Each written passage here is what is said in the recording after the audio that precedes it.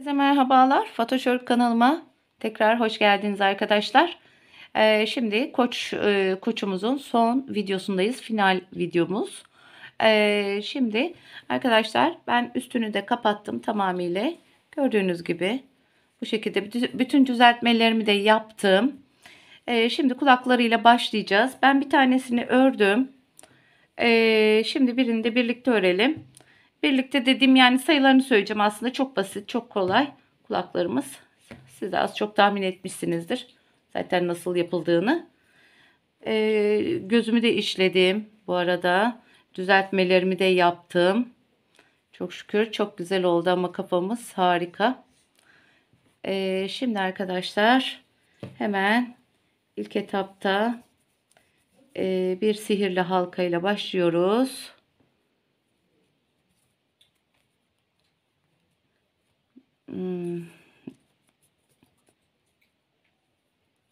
Evet, sihirli halkamızı yaptım, düğümümü attım. 4 sık iğne yapıyoruz. 1 2 3 ve 4. Şimdi biraz sıkalım hafifçe. Artık bitiyor son videomuz koçumuzun. Evet, şimdi hemen bunu da bağlıyorum. Ben sık iğne ile bağlıyorum, biliyorsunuz. Sık iğne ile bağlantımı yaptım. Hemen yanındaki sık iğneye bir tane çift yapıyorum. 2. Şimdi bir tane tek örüyorum. Şimdi tekrardan bir tane daha tek mi örelim? Yanındakine arkadaşlar çift batalım. O zaten şimdi ördükçe yerini bulacak. Karşılıklı yapacağız artmalarımızı. Evet, buna da çift battım. Evet, bir tane tekrar tek ördüm. İyice sıkacağız. Bir tane daha tek ördüm. İyice altını sıkalım. Deliği mümkün olduğunca kaybetmeye çalışalım. Bunu da bağlayalım. Kulaklarımız bittikten sonra hemen dikelim ki ona göre boynumuzu hazırlayacağız. Kulağımız dikmeden bunu yapamayız. Net olarak görmemiz gerekiyor. Çünkü kulak diplerinden yapacağız boynumuzu. Evet. Şimdi arkadaşlar buradan hemen bir tane işaret ipi takıyorum. Şimdi arkadaşlar bir sıra birlikte yaptık. Şimdi ikinci sıramızı da yapalım. Yine çiplerin üzerinden, hani denk gelmezse bile ben şu anda mesela göremiyorum açıkçası, yani karambole yapıyorum. 1 2 ikinci bir tane ördüm, işaret ipimi taktıktan sonra ikinci sık iğneme de bir tane çift yaptım yine. Şimdi 1 2 örüyorum, 2 tane tek yaptım. Şimdi yine bir çift daha yapacağım. Karşılıklı gelsin çiftlerimiz. Yani üçgen şeklinde gidecek. Şimdi yine 1 2 yaptım. Hiç işaret ipimi çıkartmadan bunu aynı şekilde yine devam ediyorum. İkinci sıramı da yaptım. Yani bu şekilde arkadaşlar yanlardaki artmalarla, yani tam 15 sıra yapacağız. Yanlardan şu şekilde yaparsınız. Hani denk gelmezse, ben bile şu anda doğru yaptım yapmadım onu bile bilmiyorum. O çok önemli değil. Zaten üçgen şeklini alacak. Bu şekilde en kötüsü. Yani büyüdükçe zaten göreceksiniz çift olan kısımları. Daha rahatlıkla yapabileceksiniz. Şuradan yapayım hatta. Yine aynı çiftimin üzerinden geliyorum. Yani büyüdükçe ortaya çıkıyor. Tam olarak karşılıklı yapacağız. Gördüğünüz gibi. Şimdi şu şekilde öreyim de. Evet. Şimdi arkadaşlar burada bir çift yaptım. Hemen bunun karşısına bir tane daha yapacağım. İlerledikçe aradaki ilmekleri sayarsınız. Zaten ona göre eşit olup olmadığını bile anlayabilirsiniz. Artmaların arasındaki, yani bir bu tarafını sayarsınız, bir de bu tarafını sayarsınız. Tam eşitleyebilirsiniz. Çok önemli değil. Kulak sorun değil. Şimdi çiftimin bir tanesi burada. Birini de buraya yapacağım. Şimdi kulağın tamamıyla ben size sayılarını söyleyeceğim. Bunu zaten dediğim gibi rahatlıkla yapabileceksiniz. Sonrasında hemen dikeceğiz zaten. Evet. Şimdi arkadaşlar sihirli halka yaptık. 4 sık iğne yaptık. Üstüne yani bir sık iğne veya 2 sık iğne arayla artık nasıl denk gelirse inanın karambole yaptım ben de. Bir bu yandan bir de bu yandan birer çift yapacağız. Hani bir çift yapın, bir tek sayın, bir çift yapın, bir tek sayın. Bu şekilde de ayarlayabilirsiniz. Yalnız ikisi de eşit olsun kulaklarımız. Biri farklı, biri farklı olmasın. Eşit olsun. Önemli olan o. O tam 15 sıra boyunca bu yan kısımlardan birer artma yaparak bunu büyüteceğiz. En sonunda 3 sırada hiç artma yapmadan düz olarak öreceğiz. Kulağımız bu kadar arkadaşlar. Bunu bir yapalım. Sonrasında tekrar devam edelim. Evet arkadaşlar, kulaklarımızı da yaptık. Şimdi birisini birlikte dikelim. Bir diğerini de artık siz kendiniz dikebilirsiniz. Şimdi arkadaşlar misine ile dikeceğiz. Etamin iğnesine geçirdim. 2 kat yaptım. Sağlam olsun. Dileyen tek katta yapabilir, zaten misine sağlam ama ne olur ne olmaz deyip hani 2 kat yaptım. Şimdi hemen içinden geçiriyorum. Geçirebilirsem. Evet. Şu şekilde yapalım da örgülerin arasından maalesef düğümleri çıkıyor.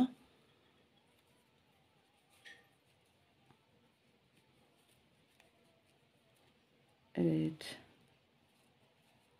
Şu şekilde içine aldıralım.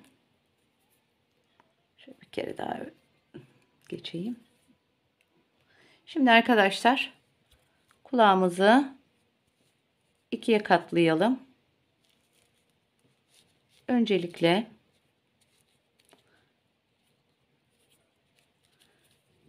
şu alt kısımdan bunu bu şekilde birleştirerek dikelim.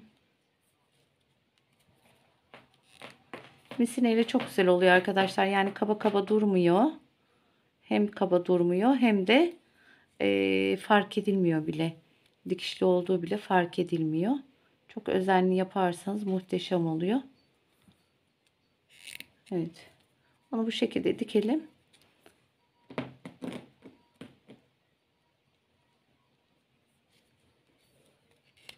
Kafamıza ekledik mi?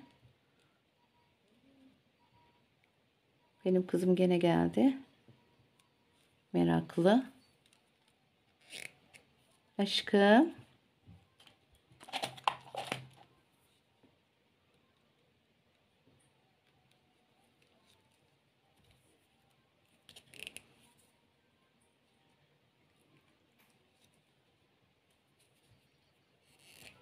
İki tane kızım var arkadaşlar. İnanın böyle nasıl söyleyeyim ben size. Yani sevdirmek için kendilerini çıldırıyorlar. Evet arkadaşlar, şimdi bu şekilde diktik, açtık zaten. Gördüğünüz gibi. Şimdi bir düğüm atayım da. Çünkü misine kayıyor. Kaydığı için düğümlersek en azından zorluk çıkarmaz bize.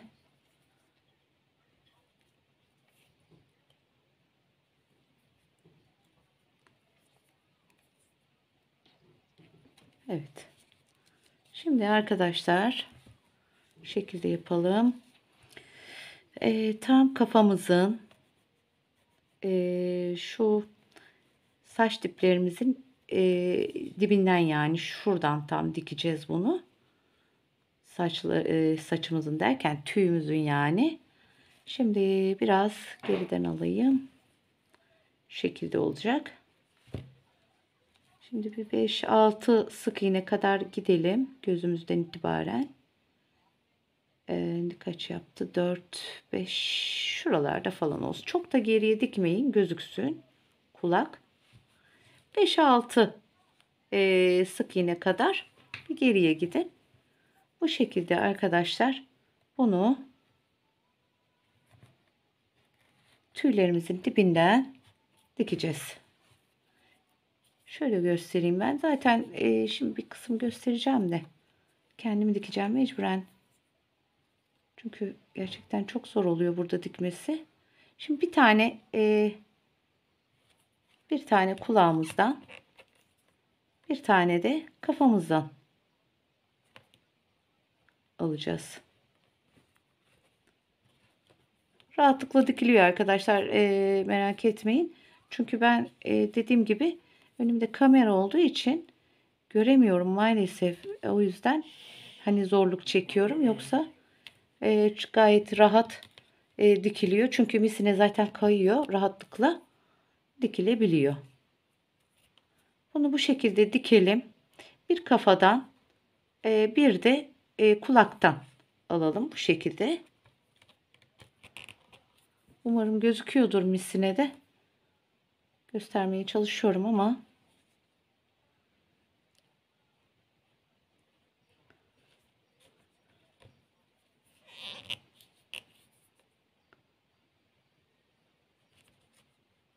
bu şekilde arkadaşlar bunu çepeçevre dikelim. İki kulağımızı da. Sonra buradaki tüylerimizi de tamamlayalım. Sonrasında zaten boynuna geçeceğiz. En sonunda boynuzlarını yaparız. Ama boynunu önce mi yapsak sonra mı? Neyse, ona karar vereceğim. Şimdilik kulaklarımızı bir dikelim. Yani hangisi önce olursa daha kolay olur işimiz. Ona bakacağım. Şimdi ben kendim yaparken karambole yapıyorum bir şeyleri ama size hani detaylı, hani daha rahat yapabileceğiniz şekilde göstermeye çalışıyorum. Bu şekilde dikelim arkadaşlar, devam edelim. Diktim arkadaşlar kulaklarını bu şekilde. Kepçe kepçe kulaklarımız oldu. Az bir şey böyle indirdik mi? Tamamdır. Şimdi saçımızın önünü yapalım hemen. Tam bu göz bitiminden başlayalım arkadaşlar. Onu bu şekilde bağlayalım. Bunu isteyen istediği şekilde yapabilir. Şimdi ben bunu bir sıra geçtim ama dileyen bunu bu şekilde de yapabilir. Yani öyle olan koyunlar da var. Bayağı bir aşağılara iniyor mesela tüyleri. Öyle olanlar da var. Bu şekilde de yapabilirsiniz. Neyse, 40 kere de bağlamayalım, kalın olmasın. Şimdi arkadaşlar bunu hemen şu bitimin bir sıra altındaki sıradan daha doğrusu ilmek kaydırma geçiyoruz.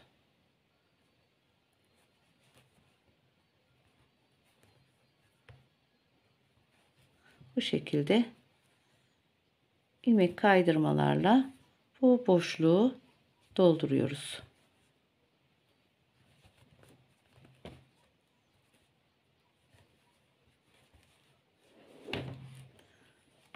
Gördüğünüz gibi arkadaşlar zorluğu yok.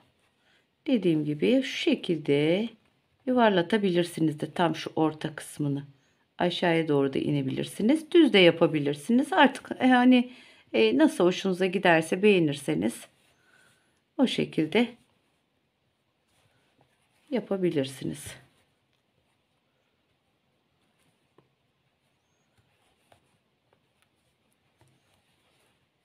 Bu şekilde dolduruyoruz boşluğumuzu.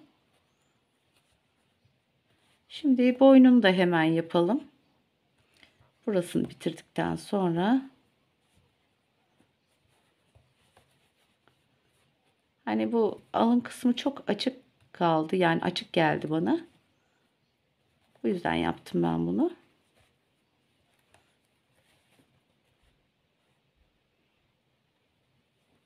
Yani baktığım resimlerde de bu şekildeydi. Bunları ben gerçek resimlerden, gerçek canlı hayvan resimlerinden bakıp da yapıyorum arkadaşlar. Hani birebir tabii ki Allah'ın yaptığını biz yapabilir miyiz? Yapamayız ama elimden geldiğince benzetmeye çalışıyorum. Yani en ince detayına kadar bakıyorum. Ona göre yapıyorum.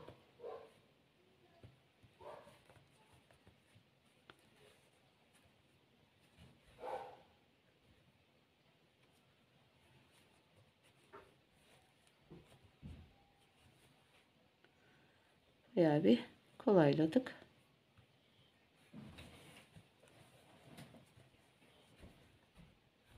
Hemen altındaki sıradan yapıyoruz arkadaşlar bunu. Bakın hemen görüntü ne kadar değişti. Bilmiyorum oradan ne kadar fark ediliyor. Ama görüntü anında değişti arkadaşlar.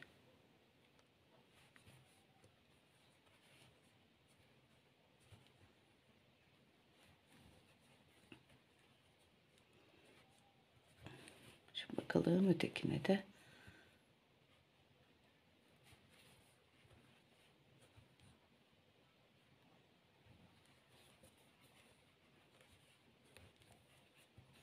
Evet, bitti zaten.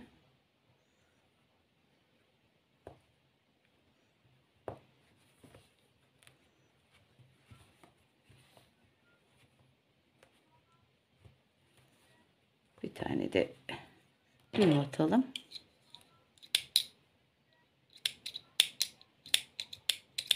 Hoppala. Makasında köreldi mi yoksa ben mi kesemedim? Evet. Şimdi arkadaşlar bunu da makasımı da almamışım. Bu şekilde bu iplerini içlerine tepeceğiz. Bununla tabii olmuyor. Şu şekilde içine tepelim arkadaşlar bunları da. Hemen boynumuza başlayalım. Evet arkadaşlar iplerimi de teptim. Bu şekilde oldu. Koçum. Şimdi hemen boyun kısmını yapalım. Şimdi arkadaşlar boyun kısmımızı tam kulak arkamızdan başlayalım.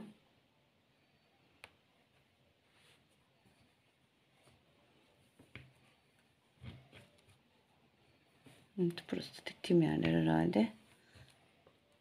Şu şekilde kulak arkamızdan başlayacağız.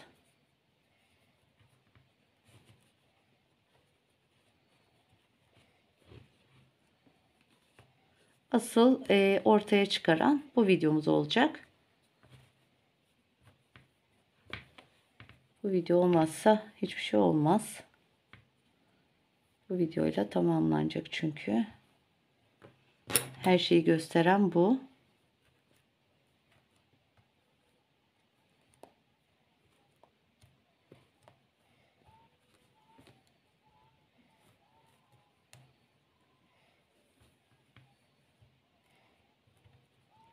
Şunu tepiyorum ki beni rahatsız etmesin. Önemli değil, o aslında içeride kalacak. Hani tepmeseniz de olur ama hani zorluk çıkmasın diye, hani zor olmasın diye tepiyorum. Göreyim ne yaptığımı. Şimdi arkadaşlar buradan normal sık iğne herhangi bir yerinden tutturun bunu. Çok zor bir şey değil. Ben şimdi bunu zaten size hemen göstereceğim. Bu şekilde bir sıra şu tüylü kısmın üstünden geçeceğiz. Şöyle göstereyim. Yani eksilttim mi, arttım mı, arttırdım mı, bunu hani düşünmenize gerek yok. Pardon, görüyorsunuz kameraya falan çarpıyorum. Burada bayağı bir dediğim gibi zorlanıyorum. Yani bunun için düşünmenize gerek yok. Bu bir boyun, yani herhangi bir sayısı, şusu busu yok. Bu şekilde dümdüz bu tülü kısmın üstünden, bir sıra üstünden bunu öreceğiz. Bu şekilde bu kulak kısmımıza kadar öreceğiz arkadaşlar. Pardon. Şuraya kadar, yani şu kulağa kadar bunu devam edeceğiz. Bu şekilde içinden alabilirsiniz. Herhangi bir yerinden, önemli olan ilmekler çıksın. İlmek çıkartalım yani.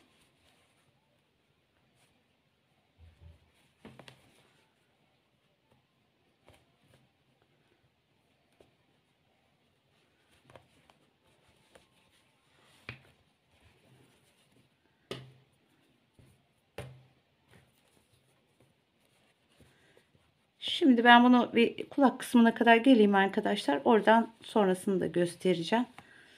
Bunu e, hatta yani mesela fazlalaştığını varsayalım. Fazlalaştırdıysanız hiç üzülmeyin. Çok daha güzel olacak. Fazlalaşınca. Hani yayıldıkça tam vücudun ölçüsünü alacak aslında. Şimdi hiç arttırmadan böyle boru gibi yaparsanız o zaman zaten güzel durmaz. Bunu toplamda bir 4 parmak kadar örelim. Hani dileyen bunu daha da uzun yapabilir. Uzun boyunlu isterse yani daha uzatabilir. Ben istemedim öyle. Hani bir de dedim hani vücutta dengesiz olursa hani kafa ağır basıp bu sefer öne doğru düşebilirdi. Bu yüzden yapmadım. Ben hani 4 parmak yaptım.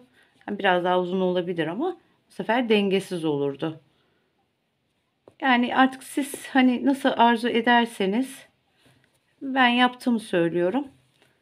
Boynumuz 4 parmak kalınlığında yaptım. Yani ellerimle şu şekilde ölçtüm. 4 parmak kalınlığında boynumu yaptım. Şimdi arkadaşlar ben size bunu tabi bir sırasını göstereceğim. Diğerini yani 4 parmak boyunca öremeyeceğim için burada şu sadece olan kısmını öreceğim ben size. Hani ilk başlangıç kısmını, daha sonrasını 4 parmak ölçerek, yani 4 parmak kadar olana kadar, ben de nasıl konuştuysam yani o denli yapacaksınız. Evet. Çok geç oldu arkadaşlar, saat de artık dilim birbirine dolanıyor. Kusura bakmayın lütfen. Üst kısım biraz daha böyle dar gibi oluyor ama altlarda biraz daha açılıyor. Hani genişliyor yaptığımız kısımlar. Ördüğümüz kısım.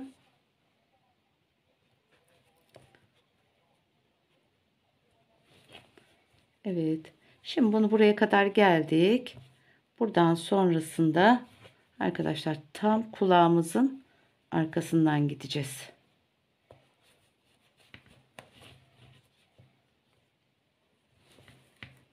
Kuzucuk ipleriyle örmesi zaten zor. Bir de bu şekilde örmek daha da zor. Hele ilmek çıkartmak. Gördüğünüz gibi bu şekilde kulak arkamızdan devam ediyorum.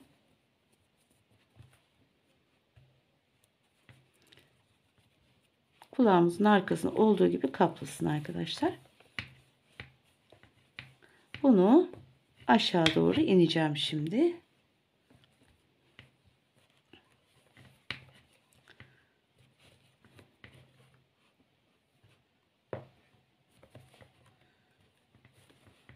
Bunu böyle tam bir yuvarlak yapacağız.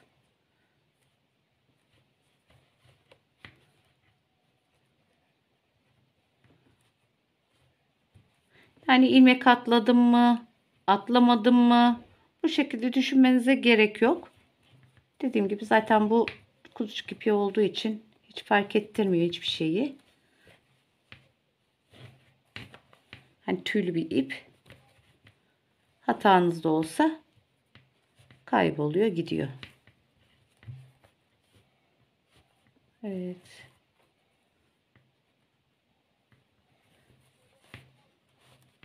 Çok fazla öne getirmeyin.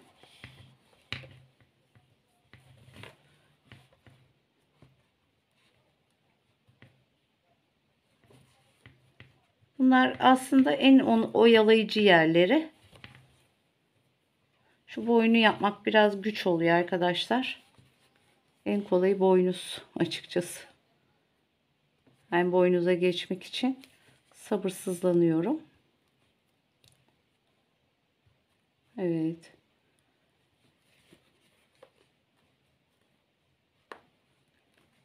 Şimdi arkadaşlar ben size yerini göstereceğim. Gerçekten çok zorlanıyorum. Nasıl yapıldığını zaten anladınız siz. Şimdi bunu bu şekilde yuvarlatıyoruz. Kulak arkalarından geliyoruz tam çene altına kadar. Yani yaklaşık şöyle söyleyeyim. Şimdi 4 2 yani ağızdan, şu ağız kısmından 2 4 6 8, şurası yeterli. 8 sıra üstüne kadar bu şekilde devam edeceğim.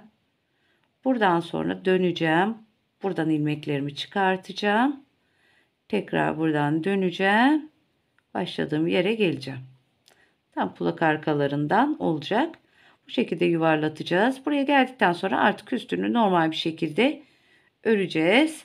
Yani şu kısmını bu şekilde ölçeceğiz. 4 parmak olacak şekilde. 4 parmak genişliğinde öreceğiz ve boynumuz da bitmiş olacak. Sonrasında zaten boynuzlarımız. Şimdi ben bunu öreyim. Daha iyi anlayacaksınız ne demek istediğimi. Öreyim. Devam edelim. Evet arkadaşlar, boynumuzu da bitirdim. Gördüğünüz gibi bu şekilde ölçüyoruz. Böyle 4 parmak kadar ördük mü bu yeterli oluyor. Boynumu bitirdim. Ve bu arada boynuzumun birisini daha yaptım. Gördüğünüz gibi bir diğerini de şimdi birlikte yapacağız. Bu şekilde külah şeklinde öreceğiz. Şimdi hemen başlayalım boynuzumuza.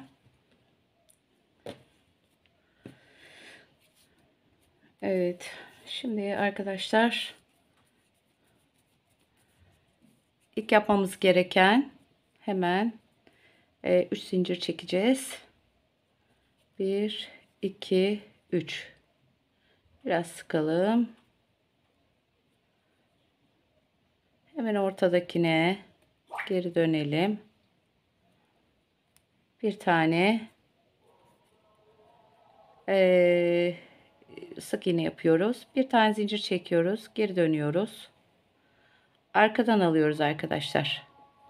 Gördüğünüz gibi buna 2 tane yapıyoruz. 2 sık iğne yapıyoruz. Hemen bir zincir daha çekiyoruz. Döndürüyoruz. Bir tane sık iğne, bir tane hemen yanındakine de yine 2 sık iğne, birer artma ile gidiyoruz her bir sıramızı. Bir tane zincir yine, bir sık iğnelerimizin arkadaki zincirlerini, arka loblarını alıyoruz. Şimdi hemen yanındakine de yine bir iki tane sık iğne yapıyoruz. Hep son sık iğnelerde bir artma yapıyoruz. Bir tane zincir çektim. Yine bir, iki, üç, dördüncü sık iğnem ve hemen dördün yanına bir tane daha artma 5. Yine bir zincir çekiyorum. Son sık iğnelerimizi söylediğim gibi iki tane sık iğne yapıyoruz aynı yere. 1 2 3 4, arkadan alıyoruz sürekli arkadaşlar. 5 ve 6. Yine bir sık iğne. 1 2 3 4 5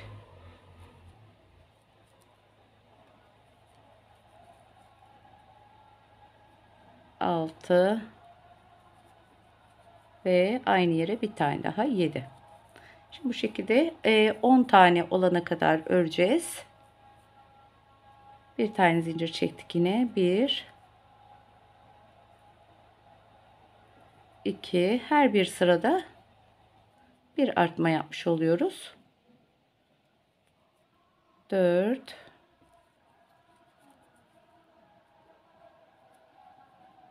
5 6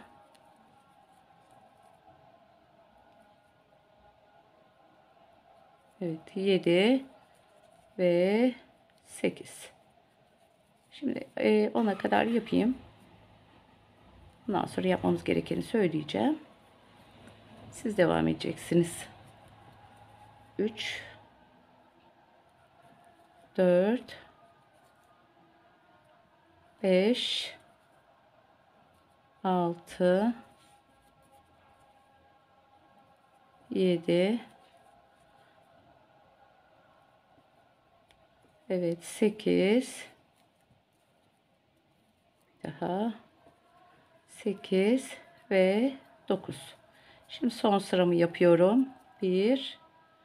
Birinci sık iğnem, 2 3 4 5 6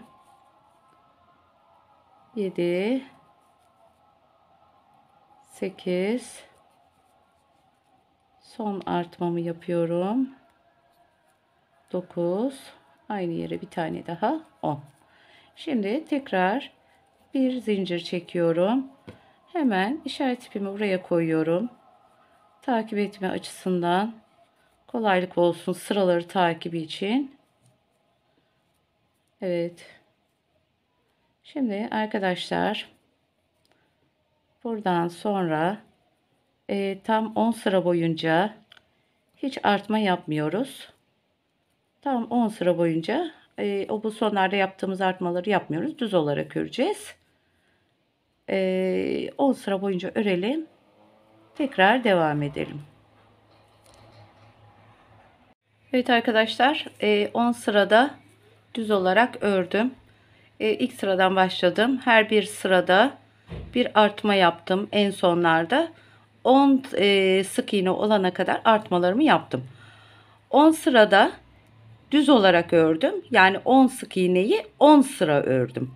Şimdi arkadaşlar bundan sonrasında ben size sayılarını vereyim. Zaten aynı şekilde gidecek. Bunu bitirelim. Ondan sonra tamamıyla yapımına başlayacağız. Şimdi bunu nasıl ki 10 her bir sırada bir artma yaparak 10 sık iğneye tamamladık.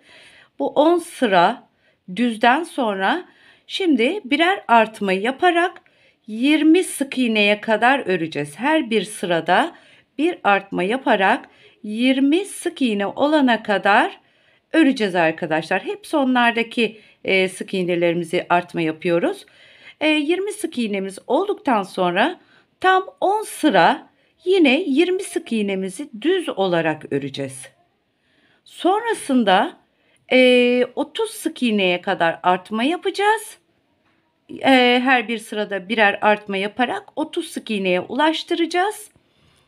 30 sık iğneyi de 10 sıra boyunca düz olarak öreceğiz. Sonrasında 40 sık iğneye kadar artmalarımızı yine aynı şekilde yapacağız. 40 sık iğneyi bu sefer 20 sık iğne olarak 20 sıra olarak düz öreceğiz. Sadece 40 sık iğnemizi 20 sıra öreceğiz. Sonrasında zaten tamamlanmış olacak boynuzumuz. Sonra dikişimize başlayacağız. Şimdi bunu bu şekilde örelim. Sonrasında birlikte burada boynuzumuzu Beraberce yapalım arkadaşlar.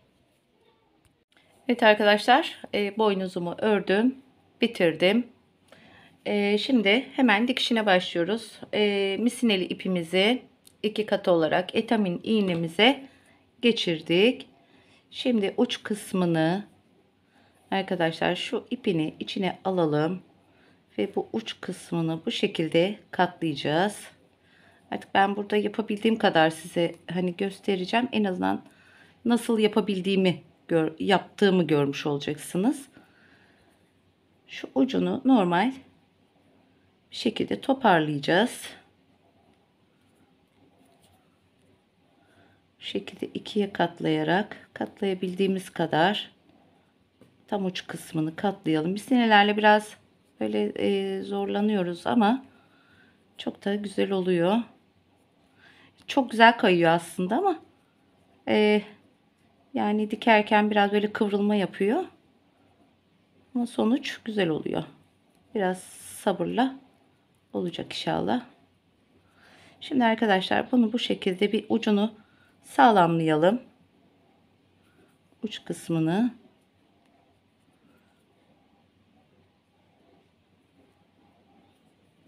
Böyle biraz dağılıyor.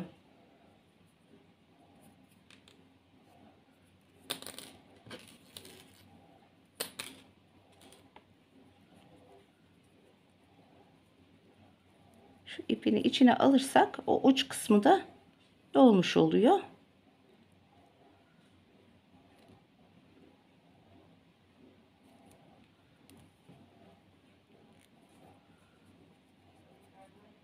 Bu şekilde yanlardan tutturarak bunu güzelce toparlıyoruz uç kısmını. Dileyen bunu yuvarlak bir şekilde hani sihirli halkayla başlayıp döndüre döndüre de örebilir. Benim böyle kolayıma geldi. Bu şekilde yaptım. Tabii siz daha iyisini hani biliyorsanız, daha kolayını biliyorsanız onu da yapabilirsiniz. Bu ucunu iyice sağlamlıyoruz arkadaşlar. Yani örme şeklimiz zaten belli.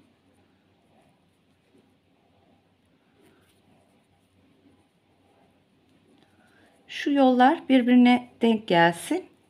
Birbirlerinden ayrı olmasın.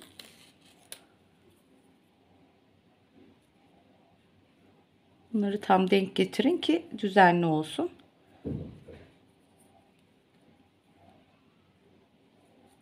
Tabii ben bunun dikişini şimdi tamamıyla burada yapmayacağım. Çünkü burada gerçekten çok zorlanıyorum.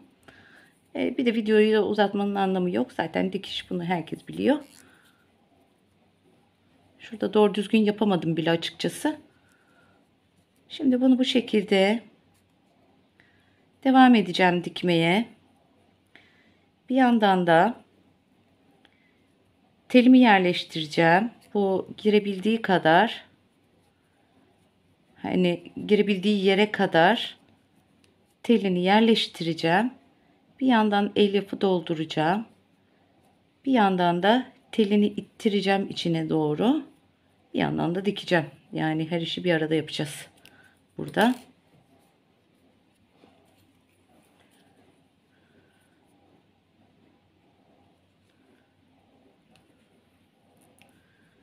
Boynuzlarımız bu şekilde olacak.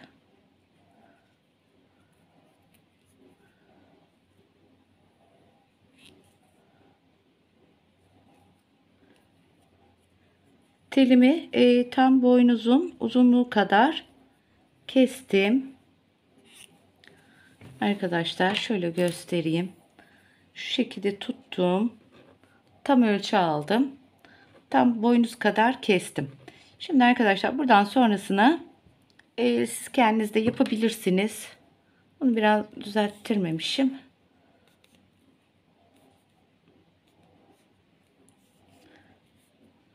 Evet. Şimdi bunu bu şekilde girebildiği kadar yerleştireceğim. Bunu şimdi elyaf mesela nereden itibaren dolabilmeye başlıyorsa ufak ufak şuralardan azıcık azıcık içlerine doldura doldura yavaş yavaş yani içine soktura soktura yavaş yavaş dolduracağız. Çok sıkı yapmayın boynuzlarını, kıvrılmakta güçlük çeker çünkü. Hani ağır olmasın. Hani güzel şeklini aldıktan sonra bırakın. Çok fazla doldurmanıza, yani çok sıkmanıza, çok sıkı sıkı doldurmanıza gerek yok.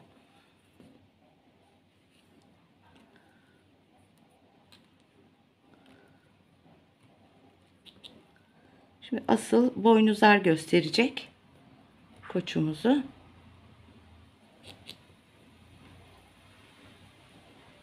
Şu yollar birbirini tutsun arkadaşlar.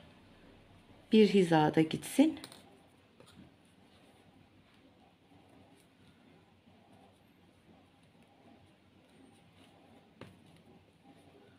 Şimdi bu şekilde biraz diktikten sonra hafif hafif azar azar elyafını da koymaya başlayacağım.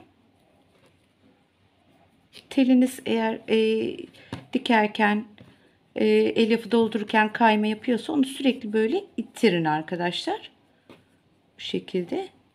Bunu böyle yatay yaptığımızda, bastırdığımızda zaten o yuvarlanacak.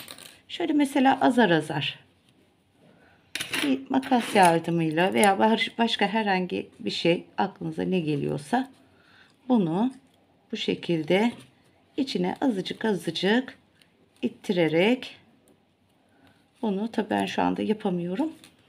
Bunu içine ittirerek yavaşça dolduracağız. Bunu uca kadar dikelim arkadaşlar. Sonrasında boynuzlarımızı dikelim. Aslında önce kuyruğu yapmak istiyorum ben. Hani örgü işimiz bitmiş olur. Sadece dikmelerimiz kalır. Onları devam ederiz. Şimdi bunu dikelim uca kadar. Devam edelim. Evet arkadaşlar, boynuzlarımız hazır. Şimdi birazdan bunları da kafamıza dikeceğiz. Öncelikle örme olayımız bir bitsin diye hemen kuyruğumuzun da örgüsünü yapalım. Kuyruğumuzu da yapalım. Sonrasında sadece zaten dediğim gibi dikişleri kalacak. Şimdi arkadaşlar bunda herhangi bir sayıya gerek yok. Şöyle 1, 2, 3 tane zincir çekin mesela. Tam ortasına gözükmüyor, zaten gözükmediği için karambole ortasını doldurun bunun. Şimdi ilk etapta biraz zorlanabilirsiniz. Bunu hemen ortasına şöyle söyleyeyim, yuvarlanana kadar bunu böyle bu şekilde sık iğnelerle dolduracağız. Ben bir dakika yapamadım bir türlü. Şimdi biraz şey yaptığım için, sıktığım için giriş yapamadım. Evet. Birazcık bol bırakın böyle ortadaki zinciri. Şimdi mesela bir sayayım ben gene de size. 2, gerektiği kadar 3, karambole dolduracağız içini. 4.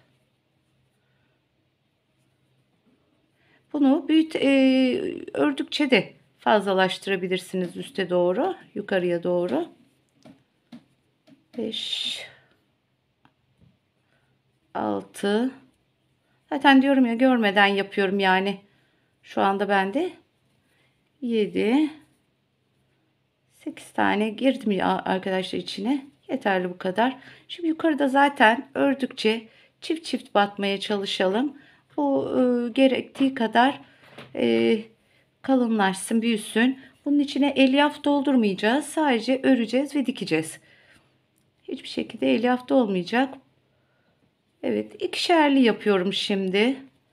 Şöyle sayayım. Aslında altta 8 sık iğne oldu. 2, 4 oldu. Üstünü geçmek için 5. Zaten büyüyünce o şeklini almaya başlayacak. 6 oldu. 7, 8, 9, 10. Dur kızım. 11, 12. Kızım ya, Allah'ım. Şebelek. 12, 13, 14, 15 ve 16. Şimdi 16 yaptım. Çift çift ördüm. Şimdi üstüne tekrar normal bir şekilde kızım orada uslu uslu dursan almayacağım seni.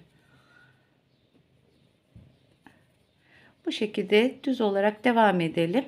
Bunun kalınlığı böyle 3-4 parmak kalınlığında yapmanız yeterli olacaktır. Yani şimdi yani elleriniz büyükse tabii 3 parmak yapın. Öyle söyleyeyim. Ama küçük elliyseniz 4 parmak yapın. Hani çok da kalın olmasın. Gerçi koyunların böyle koçların, kuzuların yani çok farklı kuyrukları var. Siz bildiğiniz gibi farklı bir şey de yapabilirsiniz. Ben bunu yaptım. Arkadaşlar sürekli üstüne şimdi hiç yani devam ediyorum örmeye. Gerek yani o kalınlaşana kadar artma yapacağım. Herhangi bir sayıya bile gerek yok. Bunu zaten siz göz kararı bile kendiniz ayarlayabileceksiniz.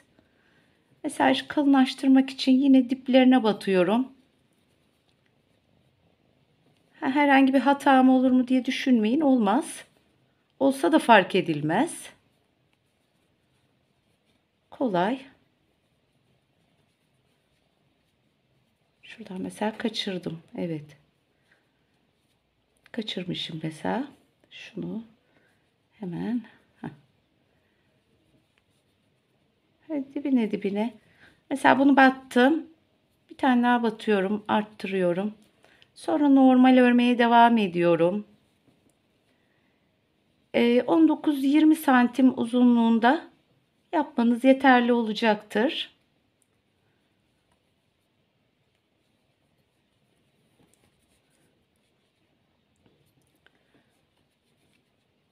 Şu şekilde gördüğünüz gibi yuvarlanıyor zaten. Yani yukarıya doğru çıkmaya başladı. Ben şimdi size şeklini tam yakından göstereceğim. Anlayacaksınız zaten ne yapmanız gerektiğini.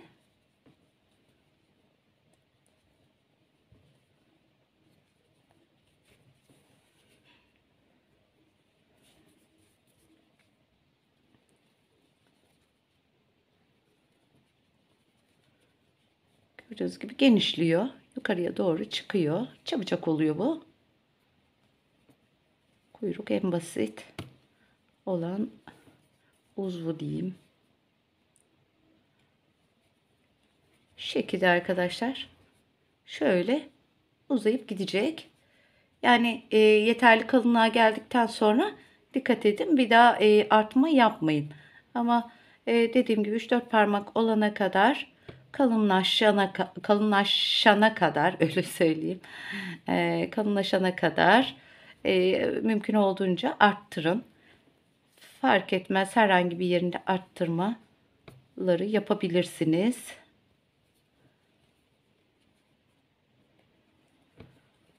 Bunlar pek sayıyla olmuyor. Bunları ölçerek gidiyoruz arkadaşlar. Sayıya pek gereksinim kalmıyor. Şöyle göstereyim. Umarım anlaşılıyordur. Gördüğünüz gibi.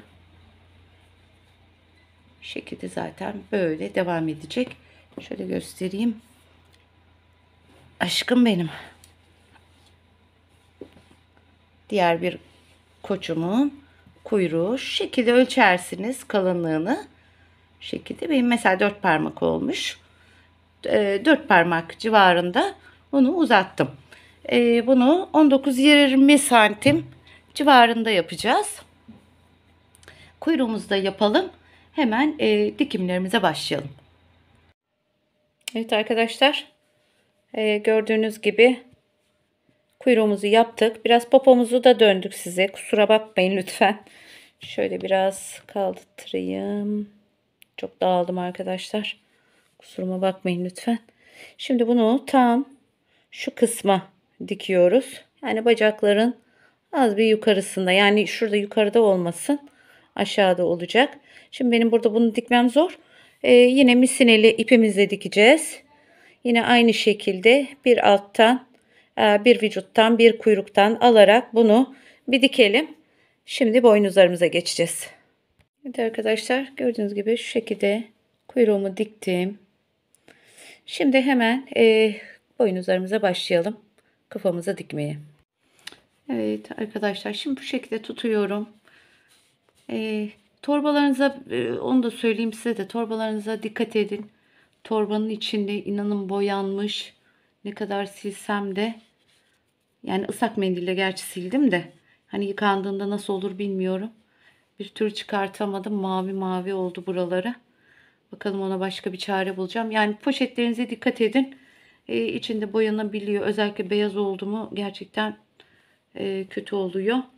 Şimdi arkadaşlar, şöyle ikisini de bu şekilde yapacağız. Bu son artık elyaflarını teptiğimizde ikisinin de ağzı birbirine aynı olsun.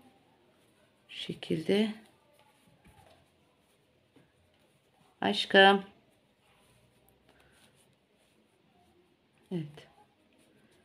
Şimdi bir saniye. Hay Allah'ım ya. Evet.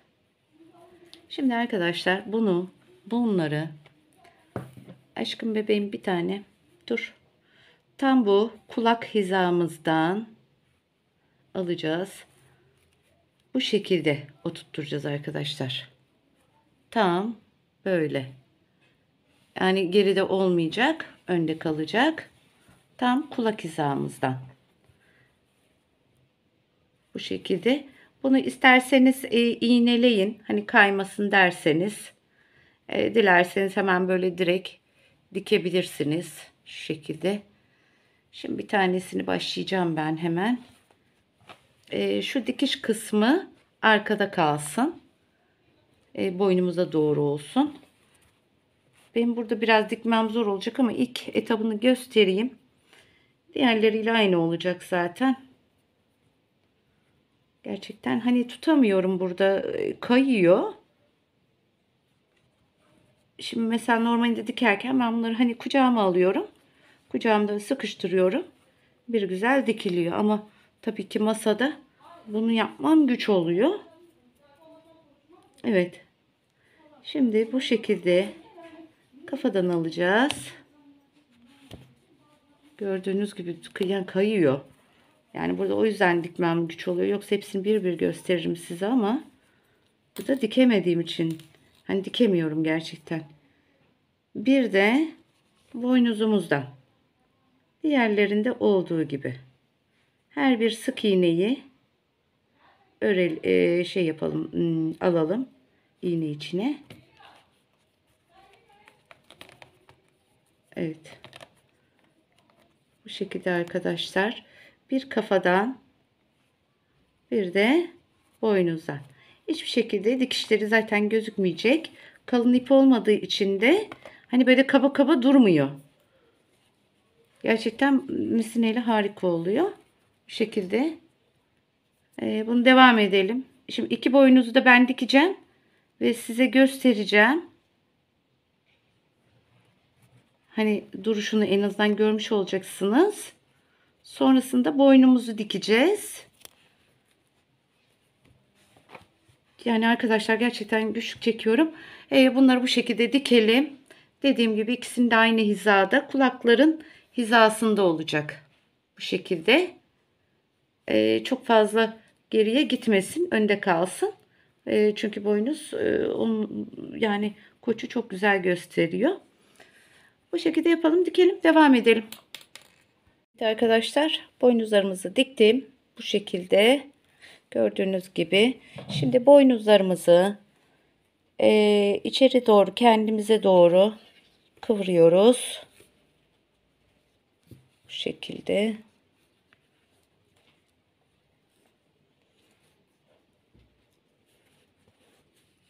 Şimdi ben bunu burada yapamıyorum da yani kıvrılışını göstereyim dedim size. Bu şekilde kıvıracağız. Bunu ben tabii daha ayarlayacağım. Yani içinde tel olduğu için zaten istediğiniz gibi kıvrılıyor.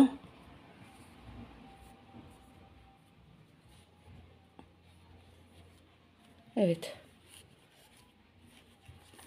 Tabii daha ayarlayacağım arkadaşlar. Burada yapamıyorum. Hani güzelce düzenleyeceğim. Her neyse. Şimdi siz gördünüz zaten nasıl kıvrılacağını. Ben onu daha toparlayacağım. Şu şekilde şöyle göstereyim. Böyle oldu arkadaşlar. Şimdi vücudumuza da eklemeyi göstereyim. Onu da kendimiz dikelim mümkünse. Onu da diktikten sonra en son artık yüzümüzü boyayacağız ve koçumuz bitmiş olacak inşallah. Şimdi hemen onu da gösteriyorum. Evet arkadaşlar, şimdi boynumuzu da dikmiştik, bu kısmını olduğu gibi üst kısmını şu şekilde. Yani kamera almadığı için bir saniye, ben bir bakayım bir. Evet, bu şekilde gösterebildiğim kadar göstermeye çalışacağım. Şimdi arkadaşlar tam bu ön kısmına koçumuzun tam bu şekilde kafasını giydireceğiz. Hatta şuralardan iğneleyelim bunları. İğneleyip misineyle güzelce bir dikelim bunu. Yani şu şekilde bastırın zaten tam otursun. Şu boyun kısmını bu şekilde de yaydıralım. Yaydıra yaydıra iğnelerle güzelce bir iğneleyelim. Zaten ondan sonra onun dikişi kolay. Sıkıntı yok. Bunu da bir dikelim. En son artık yüzümüzü de boyayacağız. Ve koçumuz bitmiş olacak. Evet arkadaşlar, kafamızı da diktim. Şöyle göstereyim ben sizlere. Şöyle gördüğünüz gibi. Hiç elyaf koymadım. Bir diğerine koymuştum ama buna koymadım. Gereksinim duymadım. Şimdi siz de duruma göre bakarsınız. Hani boşta kalıyorsa elyaf koyabilirsiniz. Ama hani kaymıyorsa, yani kalmıyorsa, boşta kalmıyorsa hiç elyaf koymanıza gerek yok. Bastırarak vücuda dikebilirsiniz. Biraz da kafayı da yamuk dikmişim ama olsun, problem değil. Onu sonra da düzeltirim yine. Bir an önce hani videoyu yüklemek istiyorum açıkçası. Şimdi biraz süsleyelim koçumuzu. Makyajımızı yapalım. Ve bitmiş olsun. Şimdi arkadaşlar herhangi bir far kullanıyorum. Farklı bir şey değil. Hani herkesin evinde mutlaka vardır. Şöyle göstereyim. Şu şekilde. Yani farlar, pudralar o şekilde yapıyorum. Öyle söyleyeyim. Şu şekilde. Şimdi ilk önce yapmamız gereken neresini yapalım? Ağzını yapalım. Şöyle ben alayım koçumu. Şöyle yakından. Şöyle indireyim. Sizler de görün ne yaptığımızı. Şimdi ilk önce arkadaşlar ağız ve burun kısmını boyayacağız. Ağız ve burun kısmını boyarken biraz pembemsi tonlar seçeceğiz. Böyle biraz da kalınca bir fırça olursa daha rahat boyanabilir. Şimdi arkadaşlar özellikle şimdi diyeceksiniz, siz de korkacaksınız, ne yapıyor bu kadın. Şöyle burnumuzun üstünü güzelce bir pembeleştirelim. Bir güzellik gelsin değil mi? Koyunumuza, koçumuza. Kurbana da yetiştirdik bu arada. Çok şükür.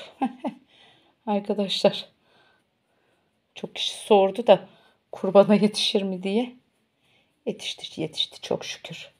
Biraz yorucu oldu benim için ama ne yapalım? Bazı şeyleri de katlanmak lazım. Şimdi arkadaşlar hafiften bir pembeleştirdim.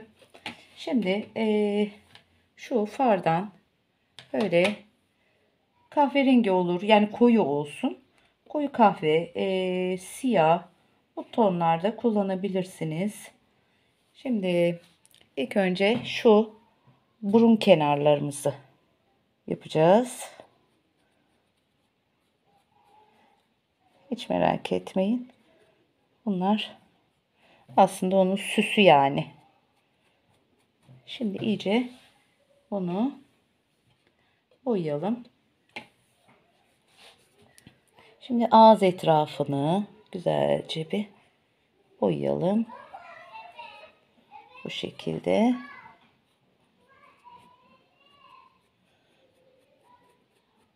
Şimdi üstlerine her yerini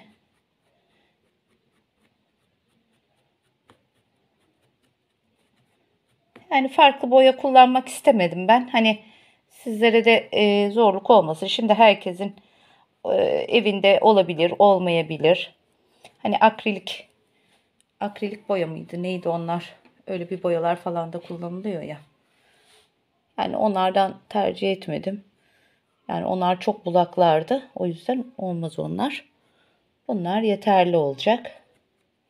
Zaten hafif bir karartma yapıyoruz. Şöyle.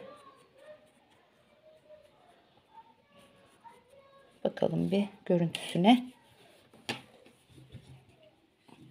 Şimdi ben bakıyorum da. Evet. Gayet de güzel oldu gibi. Şimdi biraz daha böyle burun etraflarına. Yani farlarla böyle daha sanki gerçekçi gibi oluyor. Hani dağıtma şansınız var ama diğer boyalarla dağıtma şansınız olmaz.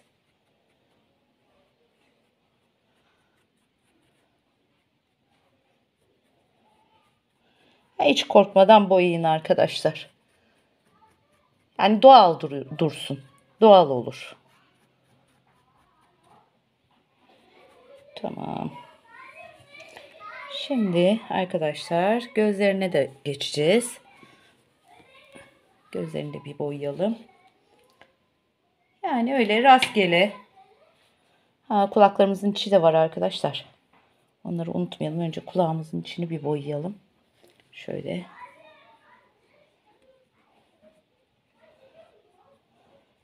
Ben bunu öteki koçuma yaptım da kızım korktu.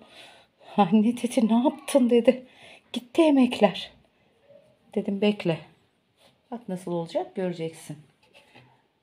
Sonra da kendinden korktu tabi. Bu ne anne dedi gerçekmiş gibime geliyor. Dedim özelliği o. Şirin bir kuzu da yapabilirdik. Ama daha sonrasında öyle de düşünüyorum yani. Farklı olsun dedim. Şimdi bu tarz pek yapan denk gelmedi. Bilmiyorum hani siz gördünüz mü? Hani böyle de olsun dedim.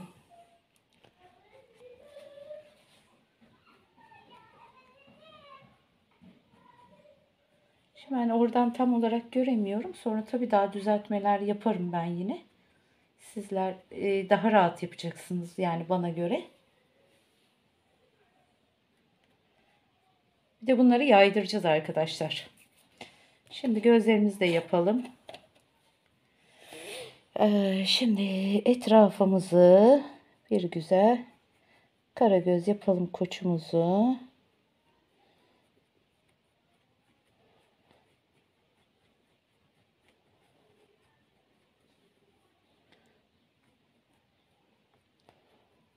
Evet.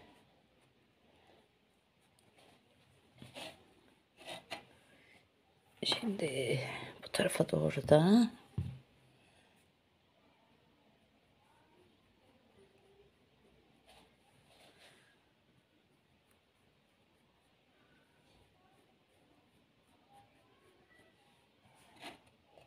İnşallah beğenmişsinizdir arkadaşlar.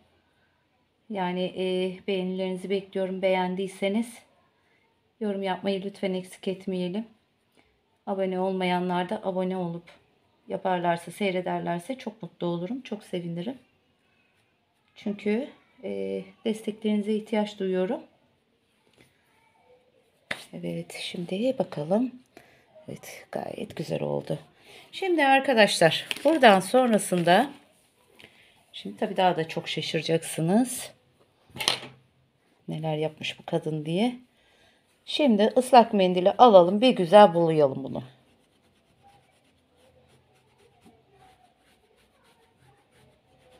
Evet. Bunu güzelce bir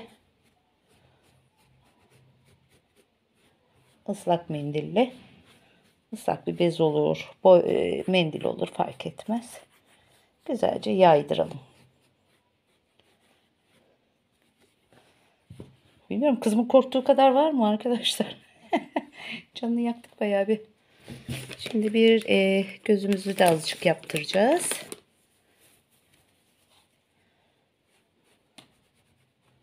Kulaklarımıza da azıcık sürdürelim. Öteki türlü hiçbir şey yapmayınca çok boş kalıyor. Çok sade kalıyor arkadaşlar.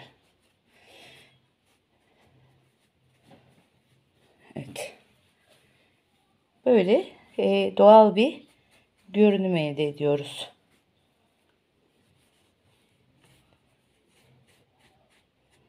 Şimdi biz bunu böyle yaparken bunu tülerttik.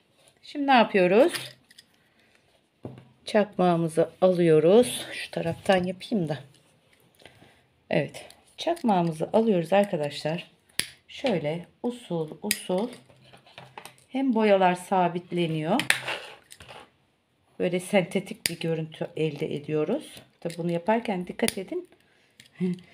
Kuzumuzu da yakmayın, yani koçumuzu da.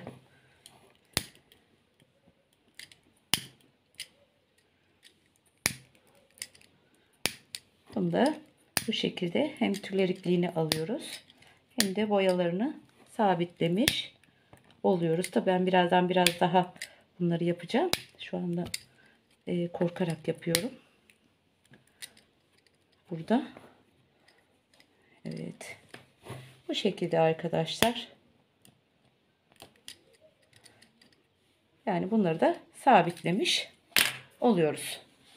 Şimdi şöyle göstereyim tam yüzünü. Şöyle bir kaldırayım da. Evet. Şöyle tam olarak görmüş olun arkadaşlar. Evet. Böyle bir yerleştirelim. Evet. Tam yüzünü gösteremedim ama şöyle göstereyim.